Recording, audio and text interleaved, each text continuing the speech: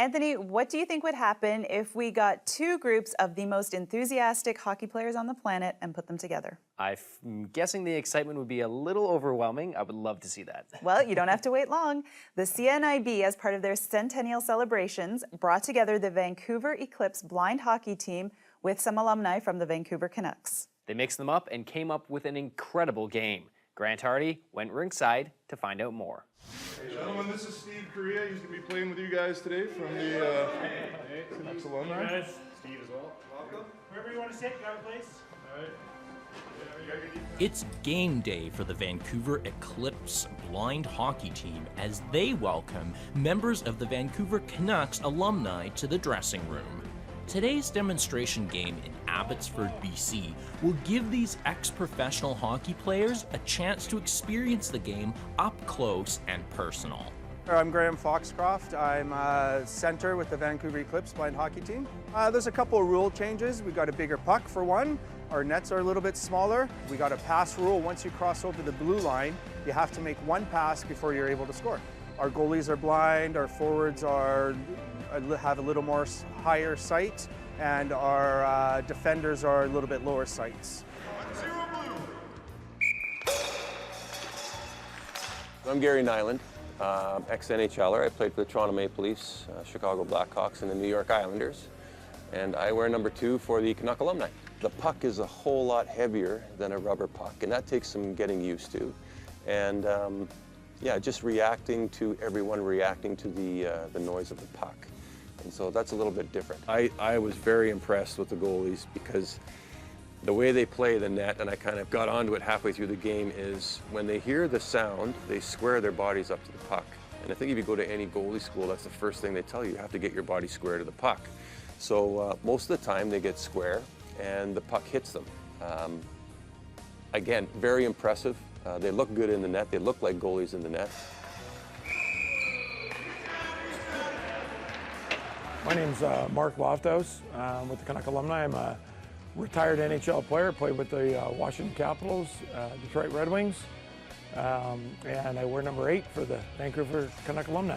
The vision of the players is amazing out there. The ability of them to see the ice and feel the play and hear the puck, which is quite unique in itself. The pace was very fast, and there was not a lot of not body contact, which was quite impressive.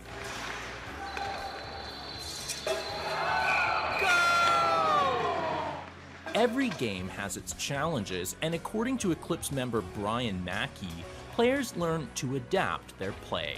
Some of the challenges with the Canucks alumni, I think I heard that some of them were a little bit surprised on how difficult that puck is to stick handle, to move around, because it is a little different than a regular puck.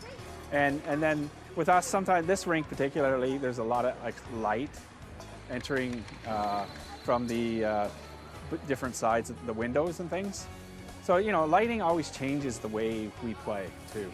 Everybody that's visually impaired that has partial vision is affected by lighting as well. For Graham, blind hockey is more than a game with a winner and a loser. It's very social. There's lots of people that have similar conditions. They've gone through the same situations, and it's about connecting with the community. And the blind community is huge. And the more people that get involved, the better we are. Which is why the Eclipse players hold demonstrations of their game. They're passionate about growing the sport, and they can count on Canucks alumni like Mark and Gary amongst their biggest fans. Now, the Canuck alumni, we play a lot of games at different charities and different groups. This is one that we hold close to our heart because we have a lot of fun coming out here and playing, and we're just super impressed with how much they've improved from last year. And you know, I put it this way, they come out and play the game the way it should be played. They play it hard, they work hard, but they'll have a lot of fun. So that's the idea. What a wonderful way to entertain a crowd, play some hockey, raise awareness about a very cool sport, and spend a Saturday afternoon all in one fell swoop. Anthony, do you think we can count on Grant to be the newest member of Eclipse?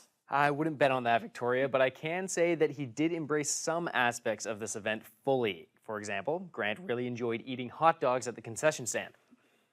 Well, that's awesome, but I don't think I can count that as an adaptive sport, no matter how much I like Grant.